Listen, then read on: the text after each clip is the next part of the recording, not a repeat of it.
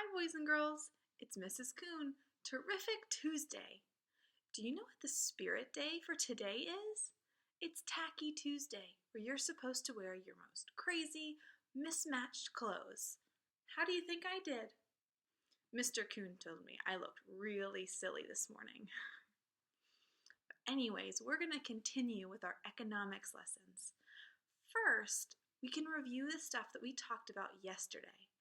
First, we talked about needs and wants. And remember, those needs are the things you cannot live without. Things like air, water, healthy food, shelter, clothing. We need all of those things to survive. Wants, on the other hand, are things that would be nice to have, but we can live without. Things like puppies or candy or video games or toys. Things we really, really would like to have, but we can live without them. We also talked about goods and services. Now, goods are those things that are grown or made. And remember, they are things or objects. So corn is grown, so it's a good. Rings are made, so they're a good. So things that you can go and buy in a store. Services are actions that people perform for us to help. Like a doctor gives you a checkup to make sure you're healthy. A mechanic fixes your car to make sure it runs smoothly. So goods are things and services are actions. Today, we're going to talk about a new topic, producers and consumers. All right, so we're going to start with producers. The definition of a producer is a person who makes goods or provides services. So some examples are a firefighter. He provides a service. The firefighter, whenever a house or building is on fire, comes to put the fire out. A farmer produces goods. So a farmer grows things like carrots, lettuce, strawberries, corn to sell. A babysitter provides a service. The service a babysitter provides is watching children while their parents are out. Lastly, a baker produces goods. So a baker can make things like cakes, bread, pastries. So he's producing goods. Now that we've learned what a producer is, let's talk about consumers. The definition of a consumer is a person who buys goods or uses services. So think, when you go to the mall and you're buying new clothes or new shoes, you're being a consumer because you're paying for goods. We're also a consumer when we pay for services. So if you pay for someone to mow your lawn, you're paying for a service. If you pay for someone to walk and wash your dog, you're paying for a service then as well. Okay, now that we've learned what producers and consumers are, we're going to do a little practice. I'm going to read a sentence and I want you to decide if something is a producer or if it's a consumer. Okay, are you ready? I grow corn and sell it at the market. Is that a producer or a consumer?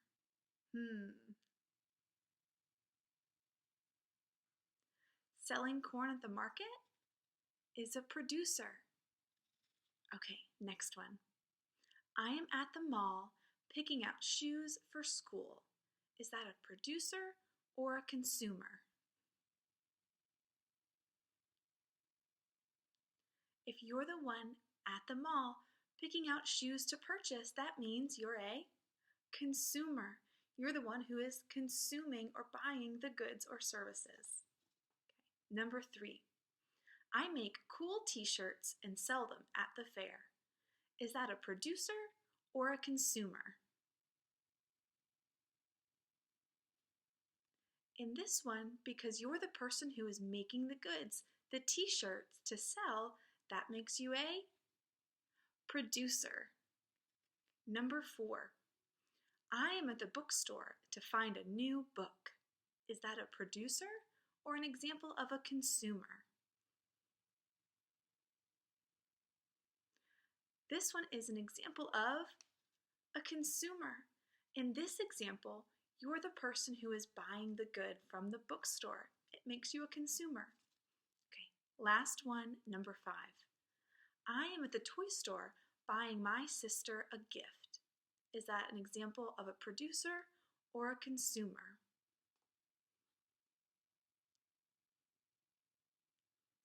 And once again, in this situation, because you're the one buying a good, that makes you a consumer. How'd you guys do?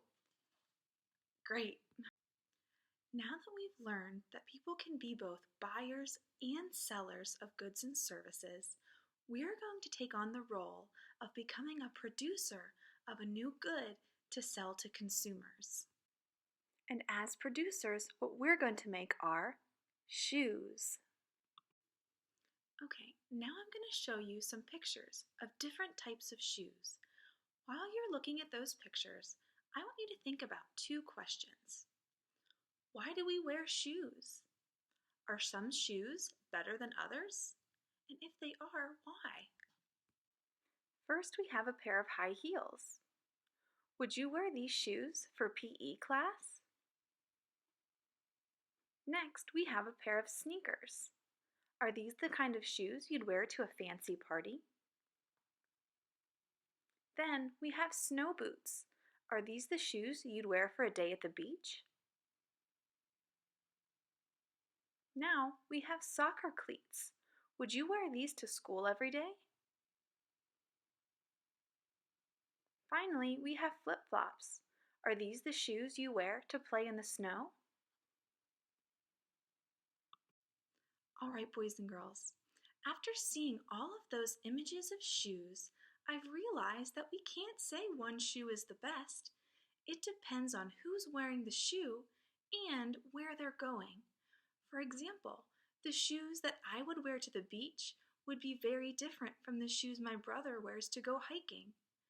Another example would be that the shoes my mom would wear to work would be very different from the shoes my dad wears when he goes to shovel the driveway in the winter. So, boys and girls, for your assignment today, I want you to design a shoe of the future. You're going to be the producer, so you need to decide who you're designing your shoe for and for what occasion the person will be wearing your shoe. What I'd like you to do is draw a picture of your shoe of the future. And then after you've designed it, go ahead onto Flipgrid so you can explain to your classmates your shoe of the future and who wears it and why you chose to design it. All right, good luck, boys and girls.